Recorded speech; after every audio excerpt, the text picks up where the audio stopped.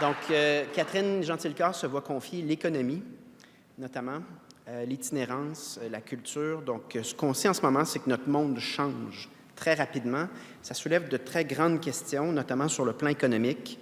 C'est urgent pour nous de bâtir une offre politique qui soit très solide sur le plan de la compréhension de notre environnement économique au Québec. Étant donné le très grand nombre de sujets, j'ai quand même donné à Pascal Paradis un certain nombre de dossiers qu'il conserve au niveau notamment des relations tarifaires avec les États-Unis, de ce qu'on veut faire pour aider nos PME, mais il y a tellement de chantiers, donc c'est une décision du Parti québécois de mettre l'emphase sur l'économie au cours des prochains mois. Une décision également de mettre l'emphase sur l'itinérance.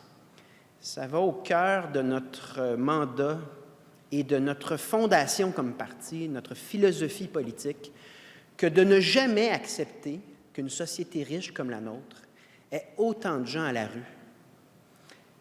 De plus en plus dans une acceptation, comme si on était devant la normalité, jamais le Parti québécois va accepter ça. Et en confiant donc à Catherine l'itinérance, c'est un mandat complexe parce que d'ici à l'élection générale, il ne reste pas beaucoup de temps, mais c'est de consacrer notre volonté de renverser complètement cette tendance-là et de se rendre à l'itinérance zéro comme toute société qui se respecte et qui a des valeurs humanistes parce qu'on en a les moyens. C'est vraiment une question de choix. Elle se voit également confier la culture. Puis là, je parle juste de 3 sujets, mais en fait, il y a 9 dossiers qui lui sont confiés, là. Mais elle se voit également confier la culture. J'en parle de la culture parce que ça aussi, ça va au cœur de notre philosophie et de notre identité politique. Elle est chanteuse d'opéra, ce n'est pas un détail. Elle a fait de la gestion dans le domaine culturel. Mais en 2026, la responsabilité du Parti québécois, c'est de présenter un renouvellement complet de la vision en matière de culture à une époque où, clairement, la mondialisation n'a pas été favorable à l'épanouissement culturel des petites nations. Nous sommes devant une entreprise très, très évidente de standardisation culturelle en anglais dans l'axe anglo-américain culturel, alors que le Québec est d'une richesse et d'une capacité d'innovation inouïe en matière de culture. Il faut vraiment revoir l'approche, mais de A à Z. Il faut avoir la lucidité que si on ne donne pas un coup de barre maintenant, et ça nous donne également la responsabilité de gagner 2026, nous devons donner rapidement un coup de barre, sans quoi nous risquons la folklorisation, la marginalisation totale de notre spécificité culturelle. Et ça, c'est au Parti québécois de répliquer de manière forte et non équivoque. Donc, je te confie également cette vaste mission. La culture étant l'âme de toutes les nations. Et en terminant, parce que le résultat qu'on a obtenu dans Terrebonne n'est pas anodin, il est hautement significatif. En terminant, je veux prendre un moment pour vous remercier, vous tous. Je vois plusieurs visages qui se sont impliqués dans Terrebonne. Militants, la famille, les amis, les supporters, peu importe votre rôle, peu importe votre niveau d'implication, je veux vous dire merci d'être ici. Merci d'être nombreux, mais surtout, merci d'être solide. Il fallait être solide dans Terrebonne, on l'a été. La plus grande force d'un mouvement politique, c'est oui les idées qu'on défend avec sincérité, mais c'est la ténacité, l'ardeur au travail qu'on peut exhiber lorsque ça compte. C'est ce qu'on vient de faire à nouveau dans Terrebonne. Et enfin, je vous dirais, ayons confiance envers ce que l'avenir peut nous réserver parce que clairement, on est en train de bâtir. Et tout ça suit une architecture qui est parfaitement cohérente avec ce qu'on est et surtout parfaitement cohérente avec la vision d'avenir qu'on prépare pour le Québec. Et ça, bien, c'est largement grâce à vos efforts, grâce à ton effort, Catherine, et je vous en remercie tous, c'est très, très significatif. Catherine, bienvenue à l'Assemblée nationale.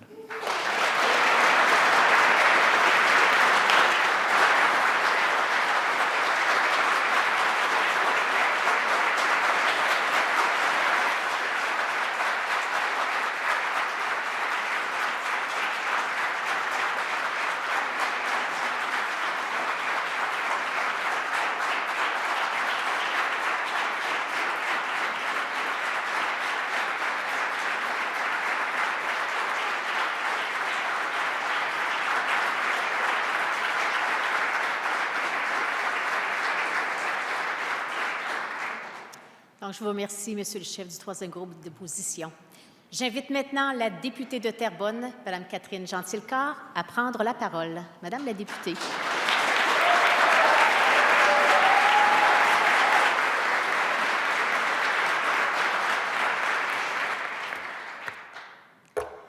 Distingués invités, parents et amis, compagnons de campagne, citoyens engagés au sein de notre formation politique, je suis très privilégiée de partager avec vous toutes et tous ce moment unique, celui où je deviens officiellement membre de l'Assemblée nationale et 5e député du Parti québécois, aux côtés de Paul Saint-Pierre Plamondon, de Pascal Bérubé, de Joël Arsenault et de Pascal Paradis.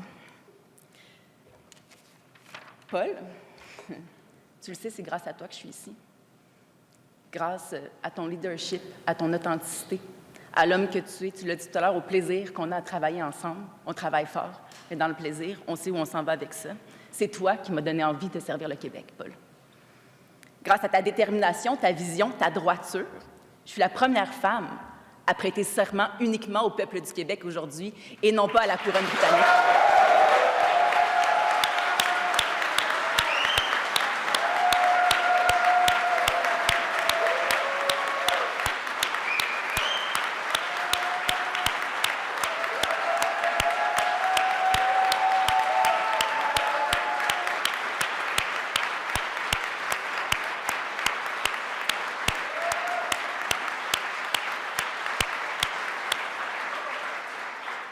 C'est un énorme privilège de poursuivre cette route-là à tes côtés. Grâce à vous quatre, je sais ce qu'il en coûte de s'engager publiquement. Mais je sais surtout la valeur de ce dévouement constant aux idées que nous portons ensemble. Je dois maintenant m'assurer d'être à la hauteur. C'est le plus grand honneur que vous me faites à partir d'aujourd'hui, messieurs. Merci.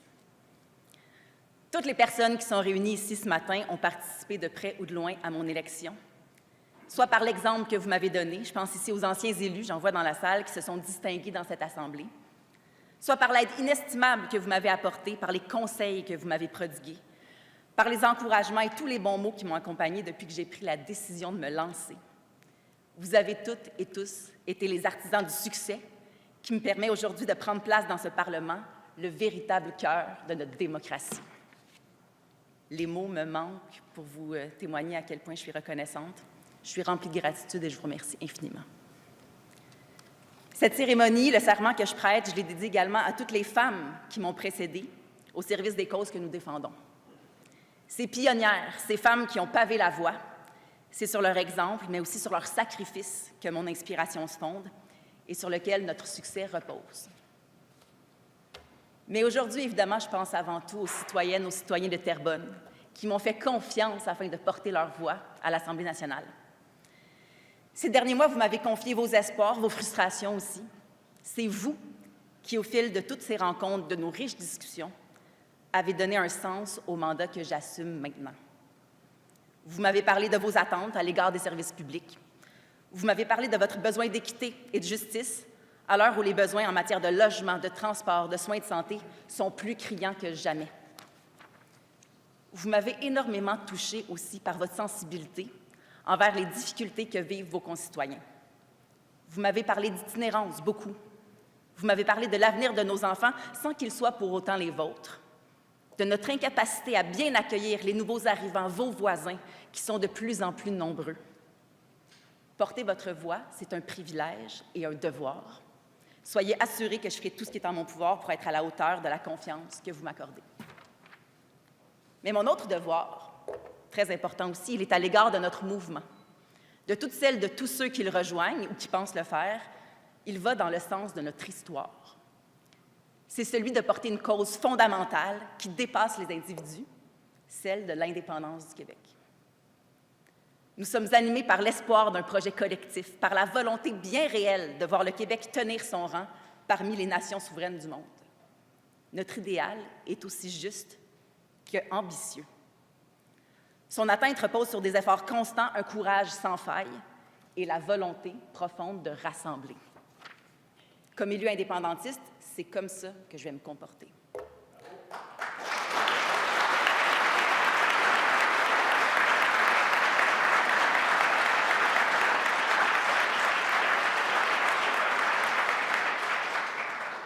lors de son assermentation à titre de première ministre du Québec, Mme Pauline Marois disait ceci.